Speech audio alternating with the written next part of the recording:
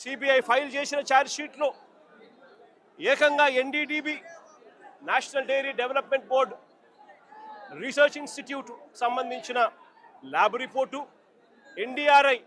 National development research ఇన్స్టిట్యూట్కి సంబంధించిన lab report, ఈ రెండు కూడా కేంద్ర ప్రభుత్వ సంస్థలు, రీసెర్చ్ ఇన్స్టిట్యూట్స్. వీళ్ళు చేసిన శాంపుల్స్ అన్నీ కూడా, ల్యాబ్ అనాలిసిస్ అన్నీ కూడా చంద్రబాబు నాయుడు గారు ముఖ్యమంత్రిగా ఉండగా, చంద్రబాబు నాయుడు గారు టీటీడీ ఈఓ, చంద్రబాబు నాయుడు గారి మనిషి టీటీడీ ఈఓగా ఉండగా, చంద్రబాబు నాయుడు గారి హయాంలో సేకరించిన ఈ నమూనాలు ఇవి సిబిఐ వాళ్ళ ఆధ్వర్యంలో ఎన్డీడీబీకి, ఎన్డీఆర్ఐకి పంపించి ల్యాబ్ రిపోర్ట్లు అక్కడి నుంచి వచ్చి ఆ ల్యాబ్ రిపోర్ట్లలో నిర్ధారణ అయింది ఎటువంటి జంతువుల కొవ్వు లేదని, ఎటువంటి గొడ్డు మాంసము కొవ్వు లేదని, ఎటువంటి పంది కొవ్వు లేదని,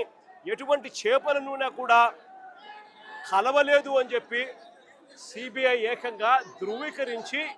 సర్టిఫై కూడా చేసింది.